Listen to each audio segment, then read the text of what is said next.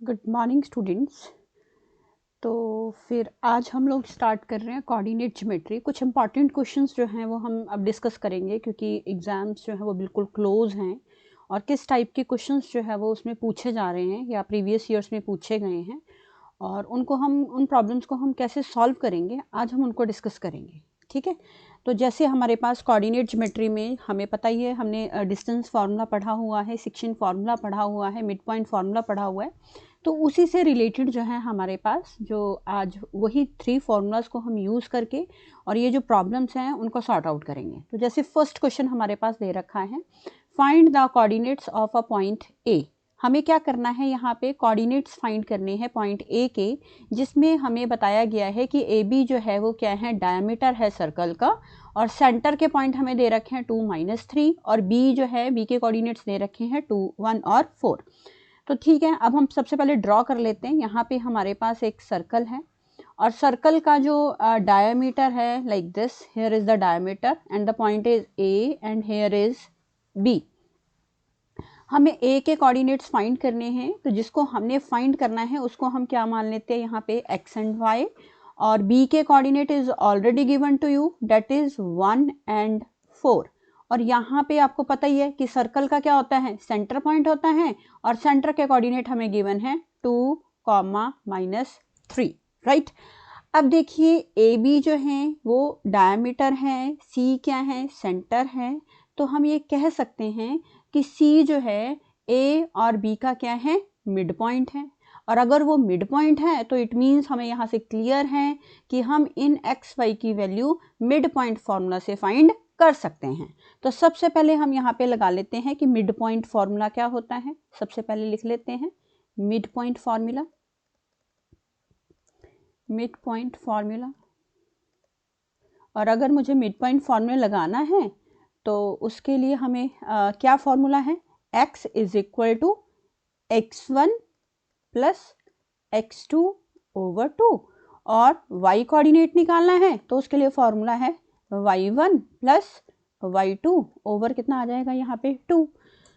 और c जो है हमारे पास यहाँ पे जो c है ये काम कर रहा है x का और ये काम कर रहा है y का, और ये वाला पॉइंट हमारा कौन सा है, x1, ये कौन सा है y1, और ये कौन है x2, और ये वाला पॉइंट कौन सा है y2।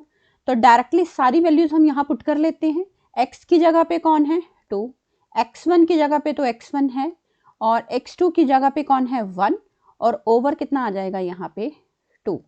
इसी तरह से हमारे पास यहाँ पे y की वैल्यू दे रखी है आपके पास -3 और y1 is y1 and the value of y2 is 4। Open कितना हो जाएगा हमारे पास यहाँ पे 2। अब क्रॉस मल्टीप्लाई कर लेते हैं, 2 2 कितना हो जाएगा यहाँ पे 4 -1 date is equal to x1, और x1 की वैल्यू हमारे पास कितनी आ जाएगी यहाँ पे 3। तो यानी कि ये जो पॉइंट हमारे पास आ गया है x1, और इसी तरह से हम y1 की वैल्यू निकालते हैं, 3 2 6 और कितना आ जाएगा y1 प्लस कितना आ जाएगा यहाँ पे 4। तो y1 की वैल्यू कितनी आ जाएगी हमारे पास -6 -4, और y1 की वैल्यू कितनी आ गई हमारे पास -10। तो ये हमारे पास वैल्यू आ गई हमारे पास x1 की और y1 की। तो हम यहाँ पे लिख सकते हैं देयरफॉर जो कोऑर्डिनेट्स हैं हमारे पास, coordinates of point A is कौन कौन से कोऑर्डिनेट्स हो गए, x1 is 3 and y1 is -10। So this is the answer. तो इट मीन्स कि पहले हमें क्वेश्चन को देख के, क्वेश्चन की स्टेटमेंट को प्रॉपरली रीड करके ये जज करना है कि वहाँ पे किस टाइप के फॉर्मूला की रिक्वायरमेंट है। तो जैसे हमें कैसे पता चला कि हमें मिड पॉइंट फॉर्मूला लगाना है, एक बार दोबारा से क्लियर कर लेते हैं। बताया गया था क्वेश्चन में कि ए बी जो है वो डायमीटर है और सी क्या है, सेंटर है। अगर सी जो है डायमीटर का सेंटर है तो इट मीन्स कि जो ये सी है ये इस ए बी को 2 इक्वल पार्ट्स में डिवाइड करता है। अगर इनकी रेशियो 1:1 हो गई है तो इट मीन्स हम यहाँ पे directly mid point formula apply कर सकते हैं। Clear? Now we are moving to the next question. Yes, next question भी देखिए, ये क्वेश्चन भी हमारे पास काफ़ी इंपॉर्टेंट है इस टाइप के क्वेश्चंस में, और ये एग्जाम में भी आया हुआ है, सीबीएसई एग्जाम में ये आ चुका है क्वेश्चन। तो वो क्वेश्चन को देख लेते हैं। कहते right the coordinates of a point P, P के कोऑर्डिनेट्स आपको लिखने हैं ऑन एक्स एक्सिस, और वो पॉइंट जो है वो कहाँ पे लाई कर रहा है, एक्स एक्सिस। अगर बात यहाँ पे एक्स एक्सिस की होती है ना, तो यहाँ से हमें डायरेक्टली पता चलता है कि y की वैल्यू क्या हो जाएगी 0, और अगर यहाँ पे y एक्सिस होता है तो इट मीन्स x की वैल्यू कितनी होगी 0। इस पॉइंट से हमें ये चीज़ क्लियर हो गई है। और ये जो पॉइंट है वो इक्वल डिस्टेंस के ऊपर प्रेजेंट है a से, और साथ में किससे, b से, और हमें बोला जा रहा है कि हम फाइंड करके दिखाएं यहाँ पे p के कोऑर्डिनेट्स। तो बहुत ही सिंपल क्वेश्चन आ जाएगा हमारे पास ये।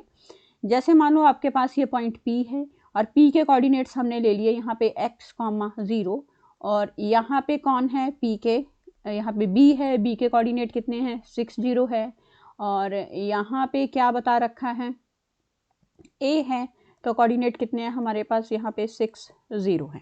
ठीक है, 6, 0 नहीं है, इट्स -2, 0, ये कोऑर्डिनेट हमें यहाँ पे गिवन है, राइट। और उन्होंने बोला है कि इक्वल डिस्टेंस के ऊपर p जो है वो a से भी इक्वल डिस्टेंस पे है, b से भी इक्वल डिस्टेंस पे है, तो हम मान लेते हैं रेशियो कितनी होगी इनकी 1:1, इक्वल है तो ठीक है।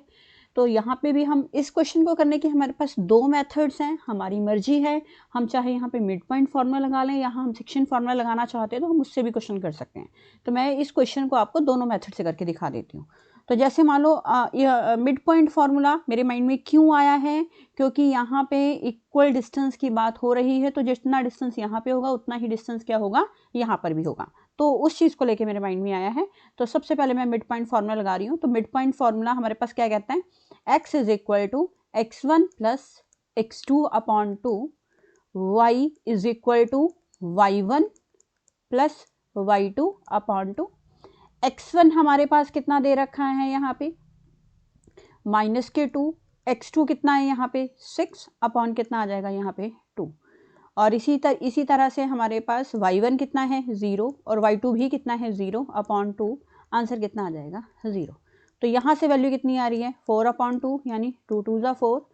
तो p के कोऑर्डिनेट्स जो हैं हमारे पास यहाँ पे आ चुके हैं 2, 0, और ये हमने यहाँ पे कौन सा लगाया है formula, bye mid point formula. अभी इसी क्वेश्चन को मैं सेम सेक्शन फार्मूला से करके दिखाएंगे हम, यहाँ पे उसको भी डिस्कस कर लेते हैं, थोड़ा हमें फार्मूला भी क्लियर हो जाएगा। और मतलब आप ये ना सोचिए कि मेथड रॉन्ग होगा, नो, अगर आप मिड पॉइंट से करते हो तो भी आपका आंसर सेम आएगा और सेक्शन से करोगे तो भी सेम आएगा। तो सेक्शन फार्मूला में क्योंकि y की वैल्यू तो निकलेगी नहीं, x की वैल्यू निकलेगी, तो सबसे पहले फार्मूला लगा लें। x इज इक्वल टू कितना होता है mx2 plus nx1 over m plus n, and here is y। Formula लिख रही हूँ बट वहाँ रिक्वायर्ड नहीं, उसकी वैल्यू निकालने की ज़रूरत नहीं है क्योंकि वो तो 0 है। my2 n y1 ओवर कितना हो जाएगा m प्लस n। तो ठीक है, 1 को x2 से मल्टीप्लाई किया कितना आ गया 6, 1 को -2 से करेंगे ओवर कितना आ जाएगा 1 plus 1, 6 -2 upon 2, and here you will get 4 upon 2 and its value is 2। तो यहाँ पे भी x की वैल्यू कितनी आ रखी है 2, तो y तो यहाँ पे ऑलरेडी ही 0 है, तो p के कोऑर्डिनेट्स यहाँ पे इस मेथड के साथ भी कितने आ चुके हैं ये। तो चॉइस इज योर्स, आप इस मेथड से भी सेक्शन फार्मूला भी लगा सकते हैं, मिड पॉइंट फार्मूला भी लगा सकते हैं, लेकिन मिड पॉइंट फार्मूला सिर्फ उसी सिचुएशन में लग सकता है अगर ये कोऑर्डिनेट इक्वल डिस्टेंस के ऊपर प्रेजेंट है a और b से। अगर इक्वल डिस्टेंस नहीं है, रेशियो डिफर है, तो उस केस में हमें सेक्शन फार्मूला ही अप्लाई करना पड़ेगा, right. Now we are moving to the next question, third question. Yes, अब ये क्वेश्चन हम अभी करके हटे हैं, एक बार इसको रिवाइज कर लेते हैं। ऐसा टाइप का देखो एक और क्वेश्चन आया है, ए के कोऑर्डिनेट्स फाइंड करने के लिए बोला जा रहा है, और ए बी जो है वो डायमीटर है सर्कल का, सेंटर के पॉइंट यहाँ पे डिफरेंट है और बी कोऑर्डिनेट्स भी डिफरेंट है। और ये देखिए ये क्वेश्चन भी हमारा 2019 में आया हुआ है। तो एक बार इसको करके देख लेते हैं दोबारा। इसको मैं ड्रॉ कर रही हूँ यहाँ पे सर्कल को, और ये हमारे पास सर्कल है, अच्छा सा सर्कल बन गया हमारे पास अब तो प्रॉपर वाला। और ये हमारा डायमीटर है, ए है और ये बी है, और ए के coordinates we want to find, we will call it x1 y1, and here is the centre point, we call it c, and its coordinate is -2, 2, और b के कोऑर्डिनेट्स हमें दे रखे हैं यहाँ पे 3, 4, राइट। तो जैसे अब हमें यहाँ बात किया कि ए बी तो डायमीटर है ही है, सी उसका सेंटर है, अगर सी सेंटर है तो it means it will divide A B into 2 equal parts. तो हम डायरेक्टली मिड पॉइंट फार्मूला यहाँ पे अप्लाई कर सकते हैं। और आप ये रीज़न वहाँ पे एग्ज़ाम में अपनी आंसर शीट के ऊपर मेंशन कर सकते हो कि C is the center of the circle and AB is the diameter, so C divides AB in 2 equal parts, right? और you will give the reason कि क्यों आप वहाँ पे मिड पॉइंट फॉर्मूला लगा रहे हो, क्योंकि यहाँ पे जो रेशियो है वो दोनों की क्या हो चुकी है, सेम हो चुकी है, that's why you are applying mid point formula. तो ओके, तो यहाँ पे हम सबसे पहले मिड पॉइंट फॉर्मूला, जब भी जितनी बार भी क्वेश्चन करने हैं हमेशा फॉर्मूला लिखना है ताकि एग्जाम्स में हमारी कोई मिस्टेक ना हो।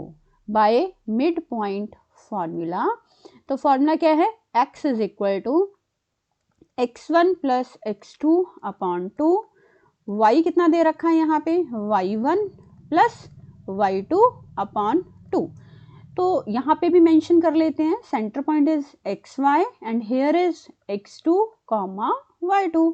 Now we will put all the values here, x is -2, x1 we want to find and the value of x2 is 3 upon 2, and the next is y is 2, y1 we don't know and y2 is 4 upon 2।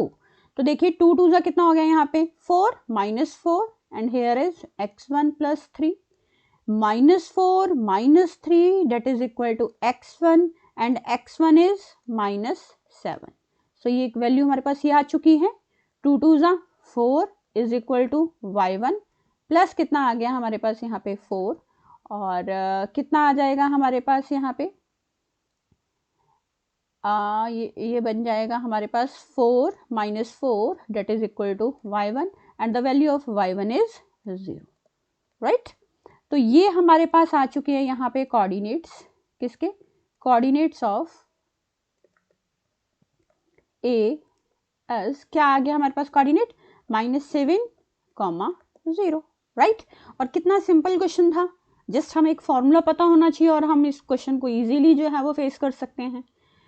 और maths तो वैसे भी जितना practice करेंगे उतनी चीज़ें हमें और भी अच्छी और भी इजी होती चली जाएंगी। अभी देखिए एक और हमारे पास सिंपल जैसा क्वेश्चन आ रहा है और ये भी एग्जाम में आ चुका है, the mid point of the line segment joining A B, मतलब ए और बी एक लाइन है और जो मिड पॉइंट है उनका वो ये हैं, और इसमें लाइन के जो कोऑर्डिनेट्स दे रखे हैं साइड्स के उनमें ए दे रखा है और यहाँ पे 36 नहीं होगा, ये 3b है। तो हमें ए और बी की वैल्यू यहाँ पे फाइंड करके दिखानी है। मैं इसको करेक्ट कर देती हूँ यहाँ पे, it's not 36, it's like 3b, right. तो अब हम सबसे पहले एक लाइन ड्रॉ करते हैं, this is line A and B and the coordinates of A is 2a, 4 and coordinates of b is -2, 3b, and here is the midpoint, we call it C, and midpoint is 1 2a plus 1, right। और ये हमें जो है वो यहाँ पे find करके जो है वो दिखाना है इन इक्वेशंस को यूज़ करके। तो मिड पॉइंट है तो ऑटोमेटिकली फॉर्मूला हम मिड पॉइंट लगा लेंगे यहाँ पे। आप इसको x दे दीजिए नाम, इसको y दे दीजिए, here is x1, here is y1 and here is x2 and here is y2। Directly we are going to the formula, x is equal to x1 plus x2 over 2, y is equal to y1 plus y2 upon 2। x1 is 1, x is 1, x1 is 2a plus x2 is -2 upon 2, 2 1s are 2, 2a -2, -2 इधर आके plus का बन जाएगा, ये 2a आ जाएगा। 4 is equal to twice of a की value कितनी आ जाएगी यहाँ पे 4 अपॉन 2 यानी 2, और ए की वैल्यू हमारे पास आ चुकी है यहाँ पे 2, फर्स्ट वैल्यू हमें मिल गई। आप देखिए y कितना दे रखा है यहाँ पे 2a plus 1, y1 is 4 and y2 is 3b upon 2 and the value of a is 2। Put कर देते हैं यहाँ पे इस तरह से, 4 प्लस 3b अपॉन 2, 2 2 ज़ा 4 plus 1 is equal to 4 plus 3b upon 2। 4 plus 1 कितना बन जाता है 5, 4 प्लस 3b अपॉन 2। आगे चलते हैं, कितना आ जाएगा, 5 2 ज़ा 10 is equal to 4 plus 3b, कितना आएगा 10 माइनस 4 इज इक्वल टू कितना बन जाएगा यहाँ पे 3b, 10 minus 4 we will get 6 upon 3, 3 2 ज़ा 6 and the value of b is 2।